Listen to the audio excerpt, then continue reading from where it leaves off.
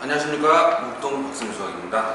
자, 이번에는 수업 영상을 녹화를 하는 것이 아니라 조금 늦은 감도 있을 수 있겠지만 그동안에 다른 학교들 시험 분석 같은 경우는 이제 블로그에 텍스트로 이제 올려놨기 때문에 이번에는 영상을 통해서 그 분석한 결과를 토대로 기말고사 예상을 한번 해보는 시간을 가지도록 하려고 합니다. 우선 그 중학교들의 경우에는 크게 큰 변동이 있거나 그러진 않기 때문에 상대적으로 좀 큰 변동이 있거나 갑자기 시험 문제가 갑자기 확 어려워졌다, 확 쉬워졌다 이 정도까지는 있지 않기 때문에 저는 우선 고등학교를 주변으로 좀 중심으로 한번 분석을 한번 해보도록 하려고 합니다. 우선 지금 틈이 날 때마다 이렇게 녹화를 할 텐데 여러분들 조금 많이 보시고 도움이 좀 되셨으면 좋겠습니다. 마음 같아서는 1번, 2번 이렇게 일일이 다 분석을 하고 싶지만 그러기 위해서는 시간이 좀 많이 소모가 되고 그럴 시간에 저는 아무래도 학생들에게 조금 더 챙겨주고 자료나 이런 것도 만들어주고 어떤 방식으로 수업을 할지를 고민을 하는 시간을 가지도록 하려고 합니다. 자, 우선 첫 번째 신한고부터 분석을 해보도록 하겠습니다. 신한고 같은 경우에는 부교재를 많이 사용하는 게 수학의 원리는 계속 사용을 했었고 올림푸스도 좀 사용하는 경우인데 신한고 1학기 중간고사를 한번 볼게요. 제가 말씀드리는 것은 그 학교 시험지를 봤을 때 기준으로 말씀드리는 거고 제가 그 시험지를 보지 못했거나 하는 경우는 분석이 조금 힘들었습니다. 그러니까 신한고 이번에 1학년 1학기 중간고사 시험지를 봤는데 솔직히 말씀드리면 좀 많이 까다로웠습니다. 그러니까 시간 내에 이것을 완벽하게 다 풀 수 있는 학생이 거의 없을 것이라고 보고요. 상당히 좀 까다로웠습니다. 그리고 아마 그렇기 때문에 아마 실제 학교 그 내신 등급보다 6월 모의고사 등급이 더 잘 나온 학생들이 조금 더 많지 않을까라고 생각을 하고 있습니다. 자, 근데 이 부교재에서 사용을 했었는데 부교재에서 1학년 시험 같은 경우에는 부교재에서 숫자를 바꿔서 나왔거나 이런 것은 거의 찾아보기 힘들었던 것으로 보시면 되겠습니다. 그렇기 때문에 이 얼마나 까다로운 문제들을 누가 더 열심히 푸느냐, 그리고 조금 더 극단적으로 말하면은 쉬운 문제가 별로 없었기 때문에 나중에는 흔히 말해서 누가 잘 정답을 찍나 이렇게 될 수도 있을 정도로 조금 많이 어려웠던 것으로 말씀을 드릴 수 있을 것 같습니다. 자, 그렇기 때문에 1학기 기말고사 예상의 경우에는 중간보다 조금 쉬워질 수는 있겠지만 그렇다고 해서 조금 쉬워지겠지, 그때 어려웠으니까 조금 쉬워지겠지라고 생각을 하시면은 위험합니다. 그냥 똑같이 어렵게 나오겠구나 라고 생각을 하고 본격적으로 준비를 좀 하셔야 되고요. 그리고 이제 최상위권 같은 학생들, 그런 학생들은 역시 100점을 기준으로 목표를 해야 되고, 그리고 이제 고난도의 문제들을 조금 많이 푸는 연습을 하셔야 될 것 같아요. 왜냐하면은 신한고 같은 경우에는 뒤에 서술형 문제 같은 경우에는 좀 문제를 잘게 쪼개놨죠. 부분 점수를 얻을 수 있도록 했기 때문에 만약에 너무 어렵다, 문제가 1번, 2번 봤는데 막 한다 그러면은 차라리 우선 서술형 먼저 푸시고 앞으로 넘어가서 푸시는 것도 하나의 전략이 될 수 있겠습니다.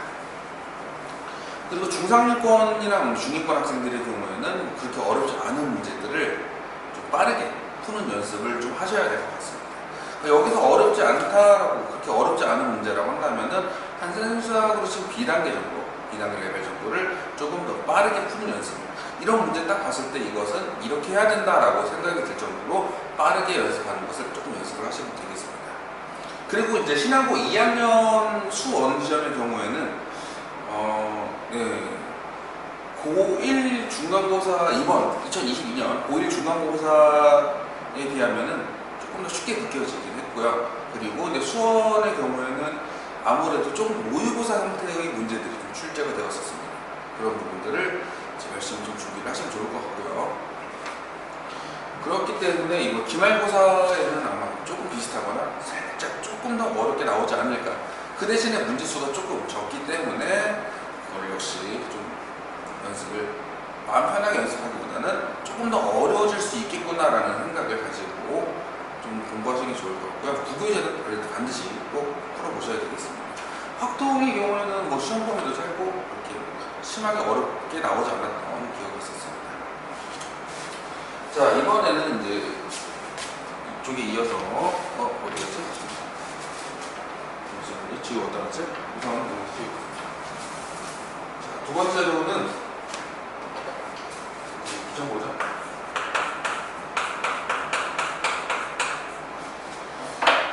비정보는 제가 이제 1학기 중간고사 시험지를 1학년 1학기 중간고사 시험지를 제가 입수를 하지 못했습니다. 자, 2학년 수원 시험은 분석을 해봤는데요. 우선은 이제 비정보 같은 경우에는 제가 알기로는 작년부터 시험 범위 누적을 시키기 시작을 했습니다. 그 시험 범위 누적을 시키는 것이 최대의 관건이 될 텐데요.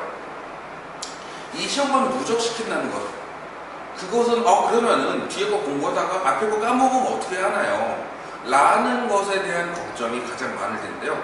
보통 그렇기 때문에 뭐 상위권, 최상위권 학생들은 방학 때를 이용하여 수원 전체 과정을 한 번, 두 번 이상 반복을 한다거나 이런 식으로 해서 그때 연습을 많이 시켜놨습니다.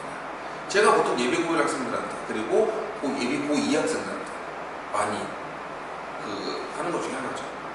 전체 과정을 한 번 흐른다가 아니라 그걸 가지고 또 복습해서 나중에 지났을 때 앞에 부분 이거 조금 지났어도 내용이 기억나 라고 할 정도로 여러분들 연습을 많이 하셔야 되고요.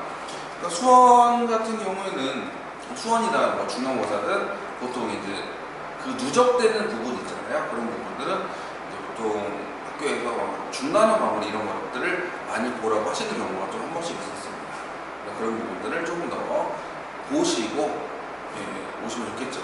물론 저도 이제 학생들한테 그 부분에 대해서 연습을 계속 시키고 있습니다. 보통 그렇기 때문에 누가 방학 때 얼마나 열심히 전체 과정을 복습을 몇 번 했고 얼마나 꼼꼼하게 했느냐에 따라서 등급이 조금 결정이 되지 않을까 싶습니다.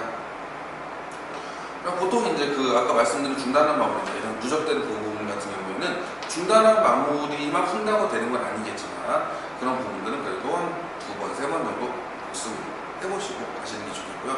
물론 시간만 된다면 누적된 부분에 대한 많은 문제를 다뤄보면 좋겠지만 시간적으로 그렇게 여유롭지는 않은 거예요. 그러면은 그 부분에 대해서 뭐 대단한 마무리, 교과서 대단한 마무리 같은 거 이런 것들을 가지고 역시 두세 번 정도 복습을 하고 만약에 어떤 부분이 좀 약하다 싶으면은 그 부분을 집중적으로 저 이 문제 좀 조금 더 주세요라고 하면은 이렇게 해서 좀 더 채워가는 시간을 가지면 좋을 것 같습니다. 자, 뭐 기말고사 예상을 한번 해보자면은 뭐 엄청나게 뭐 누적된 부분은 뭐 이렇게 엄청나게 누적되었으니까 학생들한테 좀 쉽게 내줘야겠다, 또는 누적되었으니까 엄청 어렵게 해서 너네 긴장해야 돼, 그런 건 아니고 그냥 뭐 보통 정도 레벨로 보통 나왔었습니다. 기억으로는 아마 기말고사도 조금 비슷하지 않을까 생각을 하고 있고요. 그리고 이제 비정보 시험이 조금씩 어려워지고 있기 때문에 역시 마음 편하게 준비를 하면 안 되겠다라고 말씀드릴 수 있습니다. 자, 세 번째로 이제 형태 보자.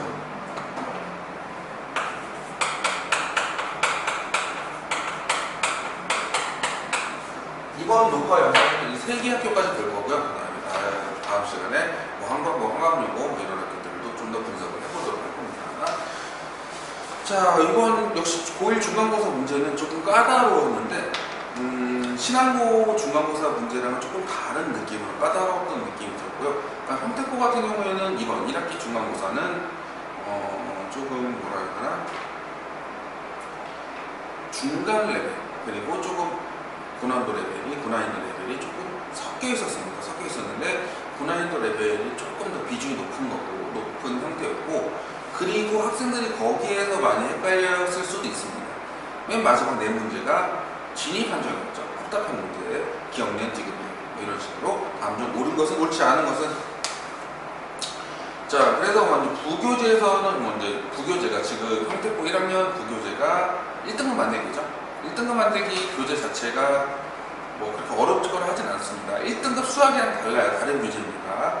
엄청나게 어렵거나 하지 않았는데 중간고사 봤을 때 한 몇 문제 정도는 조금 변형을 시켜서 내시기를 하셨는데, 엄청나게 어려운 문제를 변형시킨 것이 아니라 그냥 중간 난이도 정도 되는 문제를 조금 변형시켰습니다. 그래서 이제 보통 그 부교재를 열심히 푼 학생들은 그런 문제들은 쉽게 접근할 수 있었다라고 말씀드릴 수 있겠고요. 자, 기말고사 예상은 뭐 형제고의 경우에는 항상 이제 조금 변동이 좀 심한 학교입니다. 엄청나게 어쩌다 한 번씩 엄청 쉽게 낼 때도 있지만 물론 그때는 100점이 엄청 많이 나오죠. 확 어려웠을 때도 있기 때문에 그게 정말 예측하기 어렵지만 기말고사라고 해서 결코 좀 쉽게 나오지는 않을 것 같아요. 뭐 비슷한 레벨로 나오지 않을까 생각을 하고 있고요.